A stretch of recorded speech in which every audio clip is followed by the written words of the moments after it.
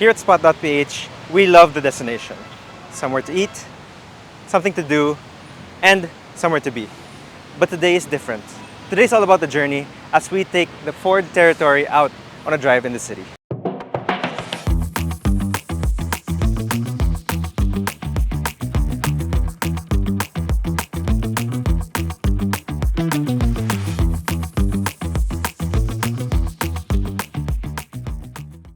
Before exploring the city in the Ford territory, we started our journey through history at the Museo ng Pampangulong Sasakyan or the Museum of Presidential Cars. This museum in Quezon City features cars used by Philippine presidents, dating all the way back to the time of Emilio Aguinaldo, the first president of the Philippines. We started off with a welcome lunch by Ford before getting a tour of the presidential vehicles. The amazing thing about this museum is that it's a mix of Philippine history and automotive history in one. Here we get to appreciate the way the former Philippine presidents get around in the safety and comfort of their diplomatic vehicle, along with appreciating the advancements of automotive technology over the years.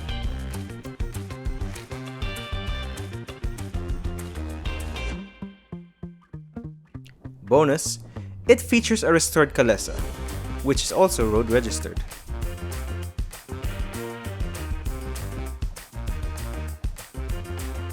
At the parking lot of the museum, we got to try one of Ford Territory's parking features. So one of the cool things about the Ford Territory is the feature called the Park Assist, where it's going to help us with parallel parking, perpendicular parking, so that's what we're trying out right now.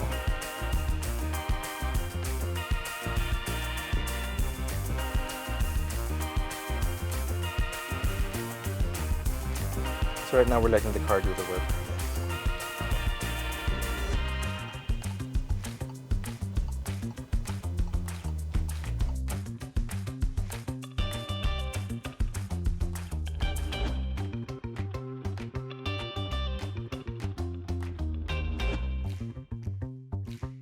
Parking Assist is a really cool feature, and after trying, we headed to the next museum.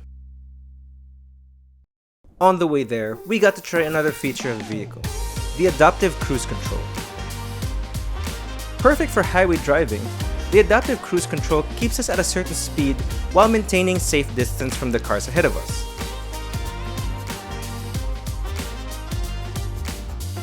We are now in our next destination, and one thing that I really like about this Ford Territory is the space. As a driver and as passengers, I don't feel uncomfortable at all. It feels like a luxury vehicle as a crossover. Speaking of next destination, we arrived at the Museum of Natural History. We didn't have much time here, but we got a glimpse of some of the displays, like the fossilized wood, the taxidermy eagle, and works of national artists like this one by Ramon Orlina. Right across the National Museum of Natural History is our next destination, the National Museum of Anthropology. Here at the National Museum of Anthropology is, as the name suggests, all about the people, specifically Filipinos and how they lived. We got a glimpse of their way of weaving cloth and other materials for everyday living, as well as Baybayin, the ancient and traditional script of the Philippines, as the sign says right here.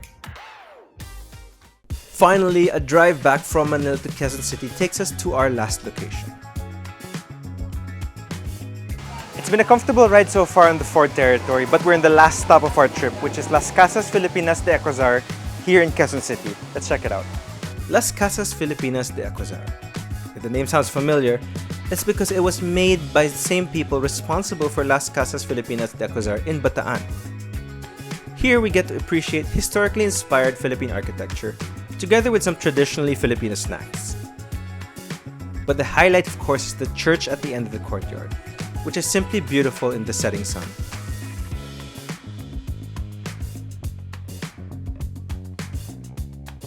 Overall, driving around the city between museums was a day well spent. The feeling of being immersed in history was made better by the comfortable drive despite the infamous Metro Manila traffic. That's all the time we had for the day, but do let us know if this is something you'd like to see more of. And if you like, don't forget to give us a like, subscribe, and hit that notification bell for more from Spot.ph.